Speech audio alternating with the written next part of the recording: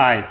In this last lecture in this unit on linear models, what I want to talk about is something I like to call the big coefficient. Now here's the idea.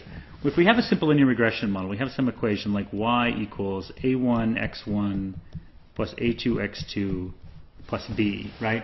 And x1 and x2 are what we call the independent variables, and y is the dependent variable. So for example, y might be sales of a product, and x1 might be advertising in magazines, and x2 might be advertising on television.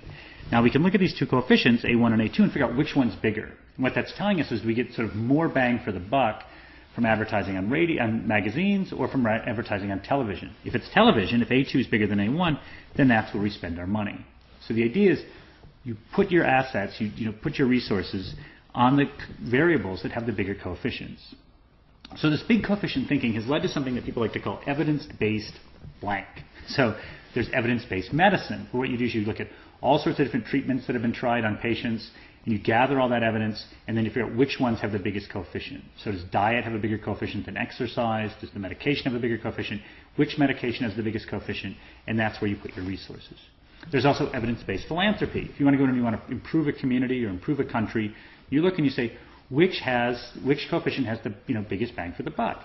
Is it spending on children? Is it spending on healthcare? Is it spending on women? Is it spending on education? What is it? And based on that, you can make better decisions. Now remember, we've talked about this earlier in this unit about linear models are better than just just thinking up stuff without any evidence. It's absolutely true.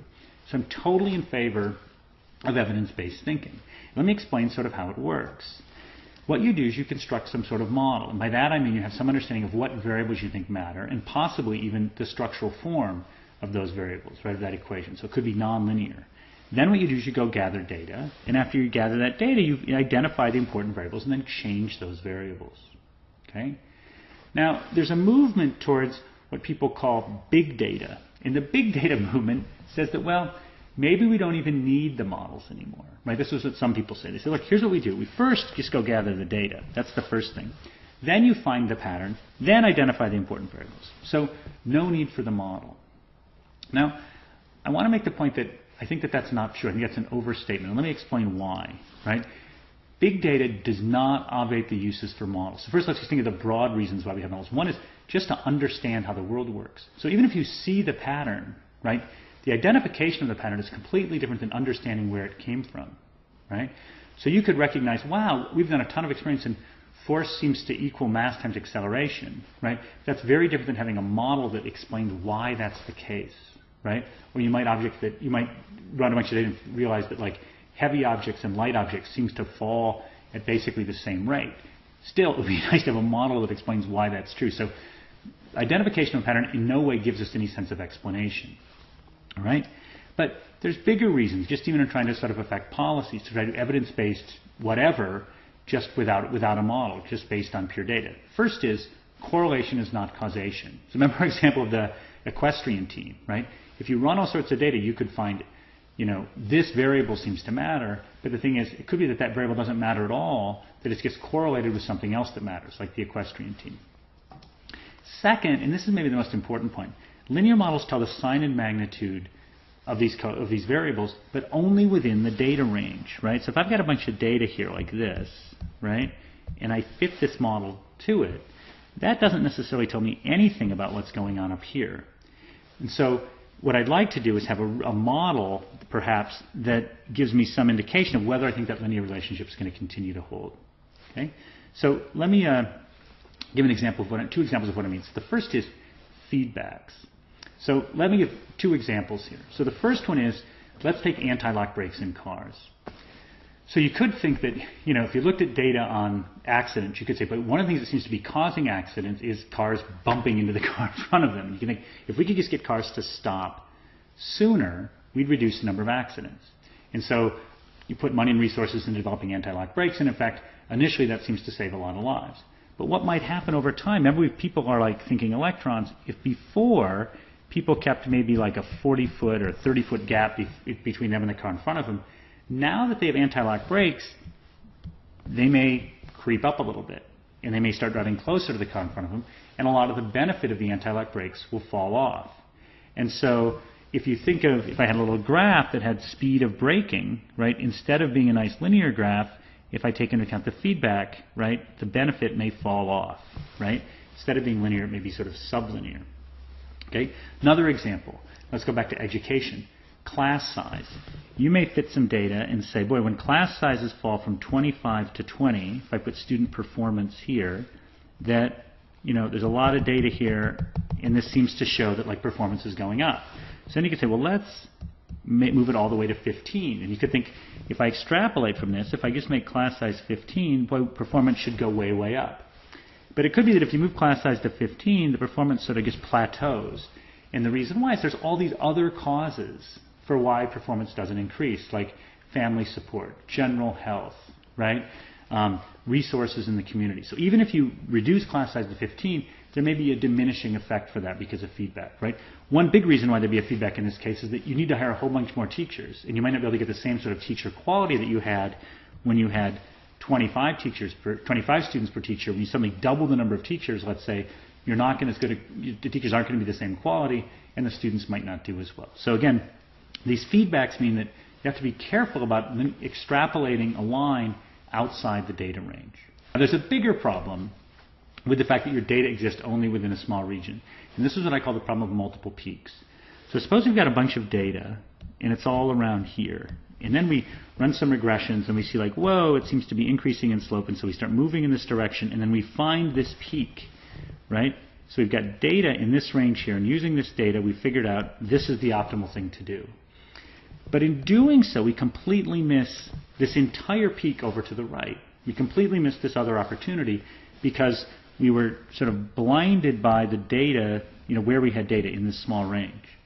So this leads to a distinction that I want to make between what I call the big coefficient, which is climbing our current hill, and something I'm going to call the new reality, which is thinking of a completely different hill, to ask, is there something entirely new and different?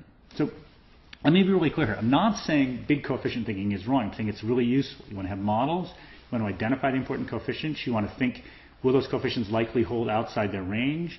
And if they do, right, then you want to change those variables and hopefully affect change in a meaningful way, in a good way. However, you also want to take into account the fact that you might want non-marginal changes. You may want to do something big and new. And to think about the effects of something big and new, it's often useful, right, to construct models of those entire systems to see what do you think is going to happen. So let me give some examples of this. So suppose you're interested in healthcare. Big coefficient thinking might be tax cigarettes, right? Because lung cancer is a leading cause of death. This reduces the number of people who get lung cancer. You also raise money that you can spend on healthcare. Win-win.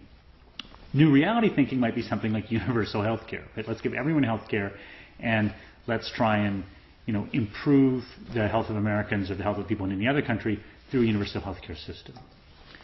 Let's look at traffic. Big coefficient thinking might be increase the number of high occupancy vehicle lanes, right? The number of lanes where you can have 2 or 3 cars, right? Again, makes total sense.